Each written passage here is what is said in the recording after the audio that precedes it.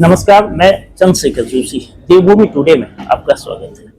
5 बार के सांसद, पूर्व केंद्रीय मंत्री, पूर्व मुख्यमंत्री और कांग्रेस के दिग्गज नेता हरीश रावत, इंसाफ की धरती, गुर्जर की धरती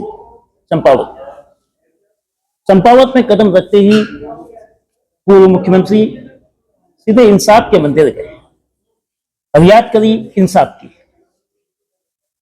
क्या फरियाद थी वो अभी जानेंगे, लेकिन क्या मंदिर की जो राजनीति भारतीय जनता पार्टी ने बीते 3 से 4 दशकों में चलाई और उसके सहारे वो सत्ता के शिखर पे पहुंची, तो क्या कमजोर होती कांग्रेस सत्ता को दोबारा पाने के लिए मंदिर का सहारा ले रही है, मंदिर की राजनीति कर रही है। कांग्रेस वोटों में बटी है, खेमेबाजी है। केंद्रीय सत्ता में वर्ष 2014 से कांग्रेस बाहर है, वहीं प्रदेश की राजनीति में 2017 से वो विपक्ष में है। लगातार 2 चुनाव हारने से कांग्रेस की स्थिति कमजोर हुई है, कार्यकर्ताओं का उत्साह भी फीका पड़ा है।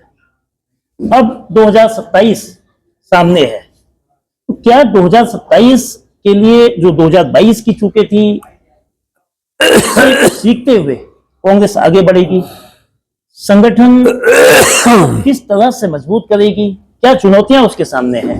इन तमाम मसलों पर बात करने के लिए आज पूर्व मुख्यमंत्री हरीश रावत हमारे साथ हैं। बहुत स्वागत है सर आपका देवभूमि टुडे में। आपने देवभूमि और चंपावत में, यद्यपि आप लोहाघाट कल से थे, आज जब पहला कदम आपका पड़ा तो आपका गुरुजी की मंदिर पे पड़ा, फरियाद करनी। तो इसके मायने क्या है? क्या ये आध्यात्मिक दृष्टि है या इसके पीछे कोई सियासी मतलब भी है? देखिए, गुरुजी का जो मंदिर है वो हमारे अस्तित्व का हिस्सा है। जो उत्तराखंड या उत्तराखंडी रूपी या किसी रूप में कह लीजिए, गांव घर से लेकर, वो हमारे अस्तित्व का हिस्सा है। तो इसलिए एक श्रद्धानत नागरिक के तौर पर, एक व्यक्ति के तौर पर, हम सब गुरुजी के मंदिर जाते रहे हैं। आज सामान्य तौर पर जो हमारी आस्था है, उसके साथ साथ 2 फरियादें लेकर के भी गए हैं। एक फरियाद है, अहमदाबाद में अभी साबरमती के तट पर कांग्रेस पार्टी ने संकल्प लिया कि हम न्याय पथ की तरफ बढ़ेंगे, संविधान को मजबूत करेंगे और संविधान पर जो हमले हो रहे हैं उनका प्रतिकार करेंगे, और जहां जहां अन्याय हो रहा है उस अन्याय के खिलाफ संघर्ष करेंगे और उन संघर्ष की ताकतों के साथ जुड़ करके, एकजुट होकर के अन्याय को परास्त करेंगे। तो न्याय के देवता का आशीर्वाद हमारे इस संकल्प के लिए बहुत आवश्यक समझा मैंने, क्योंकि मैं कांग्रेस की वर्किंग कमेटी का मेंबर भी हूं। तो उस नाते मैंने अपना वो दायित्व समझा कि मैं उत्तराखंड की आस्था के केंद्र गुरुजी के मंदिर में जाऊं और उनके सामने अपने अहमदाबाद संकल्प को दोहराऊं। दूसरा, जब हम न्याय अपने ऊपर देख रहे हैं, एक झूठ का न्याय कांग्रेस के ऊपर उत्तराखंड में देख रहे हैं, और हम उसका प्रतिकार न करें, उसके लिए न लड़ें, तो फिर तो न हम अपने पे विश्वास कर रहे हैं और न्याय के देवता पर भी विश्वास नहीं कर रहे। तो इसलिए न्याय के देवता के घर में गया और उनसे कहा कि 2017 में भी ये न्याय के देवता भाजपा ने एक खाली सफेद झूठ बोला, जिसका कहीं कोई वो नहीं है।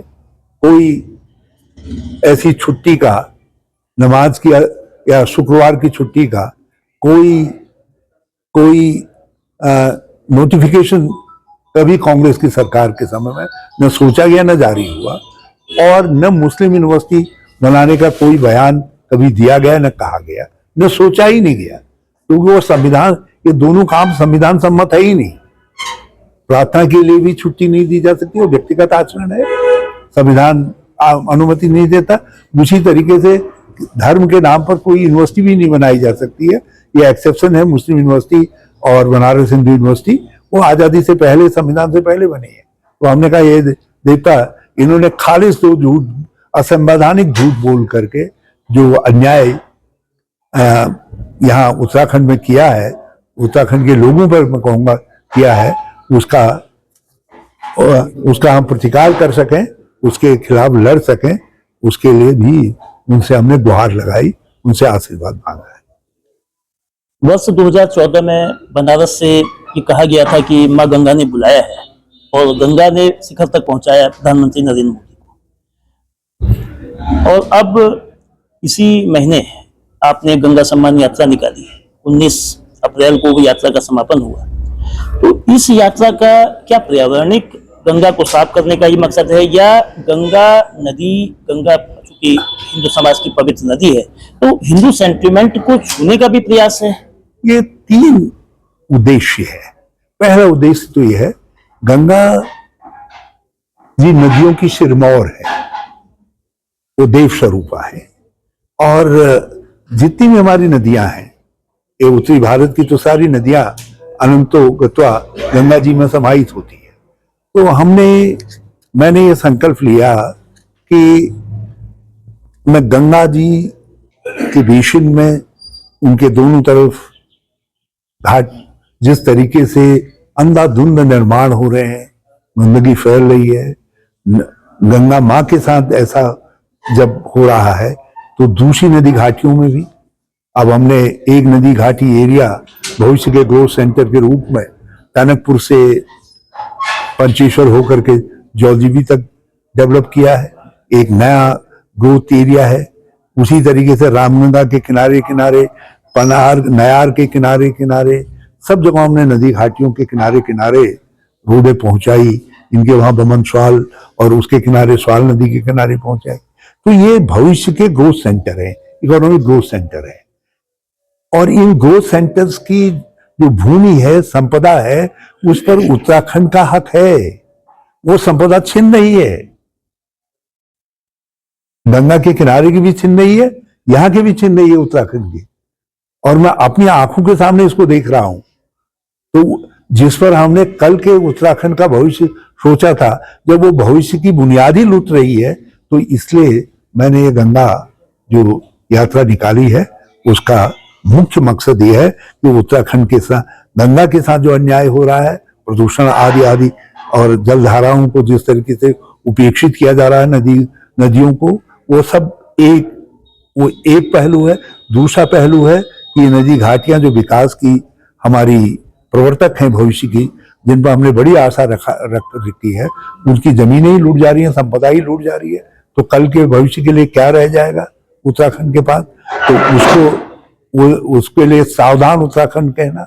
और 2 और बातें भी है, राजनीतिक प्रदूषण के खिलाफ भी, जिनमें ये 2 सफेद झूठ भाजपा के सम्मिलित है। और एक बात हमारे दोस्त ने अभी पूछा था मुझसे कि भाई कांग्रेस लड़ क्यों नहीं रही है? तो विकास, असल में विपक्ष को भी जनता ही को संरक्षित करना पड़ता है। तो लोगों से ये कहने के लिए हम विपक्ष धर्म ठीक से निभा सकें, आप हमारा संरक्षण तो दीजिए, हमारे साथ आइए तो सही। अब अपनी दुकान में चाय बेचते रहेंगे, हम नारे लगाते सड़क में जाएंगे, इनकलाब जिंदाबाद, महंगाई नहीं चलेगी, तुमने लूट दिया, तुमने खा दिया, और आप हमारी तरफ देखेंगे भी नहीं, तो फिर हम तो दुबले हो ही जाएंगे ना। लोकतंत्र में जनता की नजर जरूर चाहिए ताकि शक्ति आ सके। तो ये भी मेरी यात्रा के उद्देश्य है। लेकिन भारतीय जनता पार्टी की सरकार का ये कहना है कि गंगा सम्मान यात्रा एक प्रकार से कांग्रेस का फ्रस्ट्रेशन है। जब आप मुख्यमंत्री थे 2015 में, गंगा को अविरल धारा से नाले में तब्दील करने की, इसके रिवर की जो चैनल की बात वो कहते हैं, तो ये मसला क्या है? दूसरा, आपने कांग्रेस से भारतीय जनता पार्टी उनको जॉक कहा, तो ये क्यों कहा? देखिए, पहली बात तो यह है, गंगा में जो हर की पैड़ी की तरफ गंगा जी आई हैं, उसमें हरीश रावत की सरकार ने वही कहा है जो श्री ओम प्रकाश संबित सरकार में सिंचाई मंत्री थे और भाजपा का प्रतिनिधित्व करते थे, और उस समय जनसंघ के रूप में भाजपा के अध्यक्ष थे।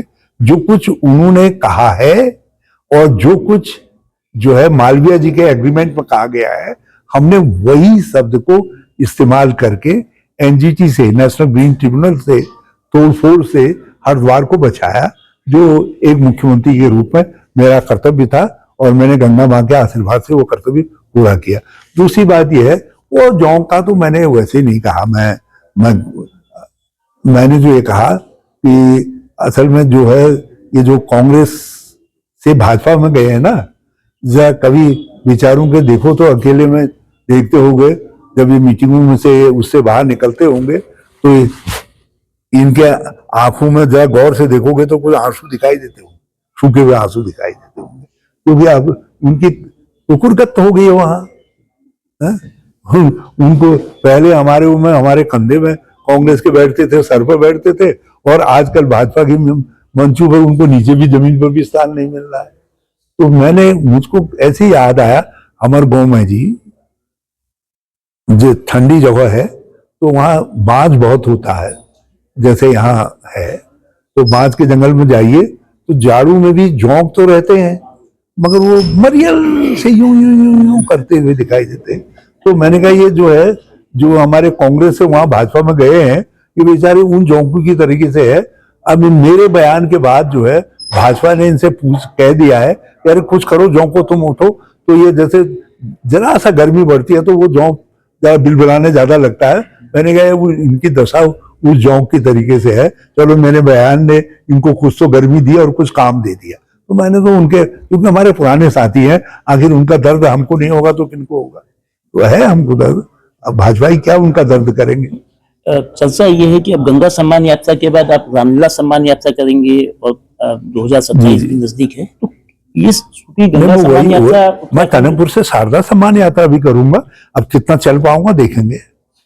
ये टनकपुर इनका यहाँ वालों को सावधान कर रहा हूँ, चंपावत वालों को, ये जो आजकल भात खा खा करके जरा सुस्ता गई, तो इनको सावधान कर रहा हूँ। गंगा सम्मान यात्रा गढ़वाल के जिलों को कनेक्ट किया, तो कुमाऊं को जोड़ने के लिए, कुमाऊं को के कार्यकर्ताओं का मनोबल बढ़ाने के लिए, संगठन को धार देने के लिए ऐसी कोई यात्रा प्रस्तावित? रामगंगा मेरा अभिमान, गैरसैंण मेरा स्वाभिमान, ये यात्रा प्रारंभ कर रहे हैं। वैसे हमने टेंटेटिव डेट 27 रखी है, लेकिन हमारी एक न्याय रैली भी होनी है।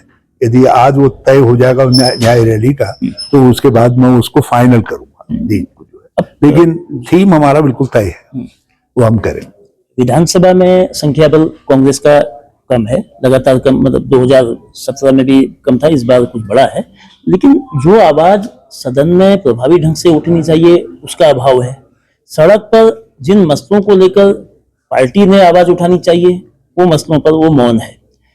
अभी एलपीजी सिलेंडर के दाम बढ़े हैं, स्मार्ट मीटर के मसले को लेकर कांग्रेस के कुछ चुनिंदा नेता इंडिविजुअल कैपेसिटी पर ज्यादा लगता है कि वो इस पर नहीं, कांग्रेस का डिसीजन है कि स्मार्ट मीटर का विरोध करेंगे करके, और हमारे नेतागण कर रहे हैं, जहां जहां जिसको अवसर ऐसे स्मार्ट मीटर लग रहा है तो हम सिद्धांत उसका विरोध कर रहे हैं। वक्फ कानून को लेकर पार्टी ने पार्लियामेंट में दोनों सदनों में जाहिर है कि विरोध किया। अब मामला इस समय अदालत में, सुप्रीम कोर्ट में है, ठीक है, लेकिन वक्फ कानून को लेकर कोई अवेयरनेस कैंपेन जो एक काउंटर करने के लिए नहीं हो रही है। हमको अब यूसीसी को लेकर भी एक अजीब सी स्थिति बनी हुई है। हमको कुछ नहीं कहना है, वक्फ वाला मामला सुप्रीम कोर्ट के सामने है, तो सुप्रीम का निर्णय होगा, तो सुप्रीम कोर्ट का निर्णय होगा तो मान्य होगा। लेकिन भाजपा के लोग जिस तरीके से सुप्रीम कोर्ट को धमका रहे हैं, वो भारत की न्याय व्यवस्था के ऊपर और संविधान के ऊपर चोट है। मैं उसकी निंदा करता हूँ, भाजपा के नेताओं के बयान की। जो आपने अभी ये बात कही कि कांग्रेस जो है अपोजिशन, मैंने कहा कि थोड़ा सा सहयोग चाहिए सबका। अब यूसीसी है, यूसीसी हमारे संस्कारों पर हमला है, सनातन संस्कार आधारित धर्म है। यूसीसी संस्कार के जरिए संस्कारों पर हमला है और उसके जरिए सनातन पर हमला है। अब लोग गोधूली के चक्कर में कहां रहेंगे, लोग कहेंगे यार के न चला, हिट चली या हिट चला, कर लो रजिस्ट्रेशन, और की जरूरत है पंडित जी, की जरूरत है ओम किम गोत्रम किम शाक्यम किम ये कहने की जरूरत क्या हो रही है? सब खत्म हो गया। अब ये तो यूसीसी हो गया है? अब ये चंपावत को विचार करना है कि सनातन के संस्कार रहने हैं या यूसीसी ही रहना है। अब मैं चंपावत की धरती के ऊपर छोड़ देता हूं, या आप लोग तय करिए, क्योंकि आपके प्रिय पात्र ने ही ये यूसीसी जो है हम उत्तराखंड पे चिपकाया है, ये तो आप ही न्याय करो महाराज। 2022 के कोई न्याय गोलजू करेंगे, कुछ गोलजू के भक्त लोग, आप लोग करेंगे चंपावत वाले। 2022 के चुनाव में जैसा कांग्रेस बढ़त लग रही थी लेकिन नहीं हुआ, तो 27 में इन गलतियों से, इन सीखों से, इन परिणामों से कैसे आप सीखेंगे, और क्या आप अपने को 2027 के कांग्रेस मुख्य चेहरा बनाने की दिशा में बढ़ रही है दोबारा? मैं बुढ़ियन का ब्याह हो चुके हैं। अब तो हम तो कहीं और को रास्ता लगे हुए लोग हैं। ये तो नौजवानों का काम है, ये लोग आए, इनको हमारा आशीर्वाद है। और हाँ, बीजेपी ये अवश्य है, हम मरेंगे मगर संघर्ष करते मरेंगे। मेरा और गोविंद सिंह जी का निर्णय है कि हम तब तक जो है संघर्ष को छोड़ेंगे नहीं। बीजेपी का कहना है कि मौजूदा मुख्यमंत्री का जो कार्यकाल है ऐतिहासिक उपलब्धियों से भरा हुआ है। वो यूसीसी से लेके कई ऐसे उदाहरण देते हैं, और उनके कार्यकाल को चूंकि वो इस क्षेत्र के प्रतिनिधित्व विधानसभा में भी करते हैं, तो आप कैसे इस मसले को देखते हैं? इस पर मैं कुछ नहीं कहना चाहूंगा, क्योंकि चंपावत के लोगों ने मुख्यमंत्री को बड़े अरमान से जिताया है, तो मैं इसलिए इस पर कुछ न कह करके चंपावत का सम्मान करना चाहूंगा। मैं मौन रहना ही उचित समझूंगा कि उनके उपलब्धियों को कुछ कहूं, इसलिए मौन रहना उचित है मेरे लिए, क्योंकि वो उनके सम्मान में नहीं, मैं चंपावत के लोगों के सम्मान में चुप हूं कि उन्होंने बड़े अरमान से जिताया है। आपने एक बात कही कि वे झूठ बोलते हैं, बार बार बोलते हैं, जोर से बोलते हैं, सब मिलके बोलते हैं, तो आपको एक पूर्व मुख्यमंत्री को बीजेपी पर इस तरह का जो आरोप लगाने के पीछे क्या भारतीय जनता पार्टी के प्रचार का, उनकी रणनीति का कांग्रेस जमीन पर मुकाबला नहीं कर पा रही, इसलिए ये बात कही गई है? हमारे सामने तीन प्रेरणाएं हैं। एक हमारा सनातन है, सनातन सत्य पर आधारित है, सनातन सत्य पर आधारित है। दूसरी हमारी आजादी की लड़ाई है।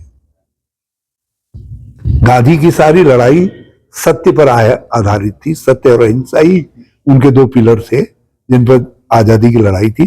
तीसरा हमारा जो है आज की व्यवस्था जो है वो संविधान पर आधारित है, और हमारा संविधान सत्य है, वो सत्य का प्रतिरूप है। इसलिए कांग्रेस हमेशा सत्य की पालक रही है, और हम सत्य के साथ खड़े रहेंगे, और जो असत्य होगा हम उसका प्रतिकार करेंगे, उसके खिलाफ लड़ेंगे।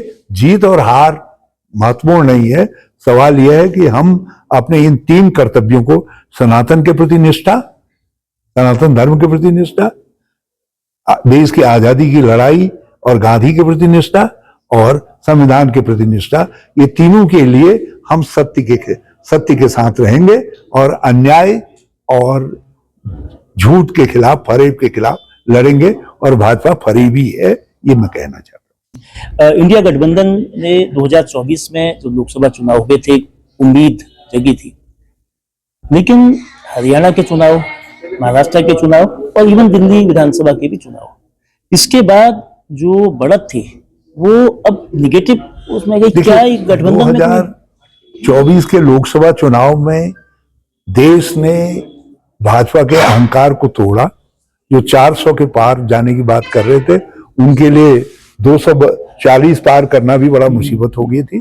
और हाँ, उत्तराखंड के लोगों से मैं कहना चाहता हूं, जो आप जरा सा चूक गए 2024 की परिवर्तन की भावना के साथ खड़े होने में, जो चूक आपसे होगी उसको सुधारने का मौका 2027 में है।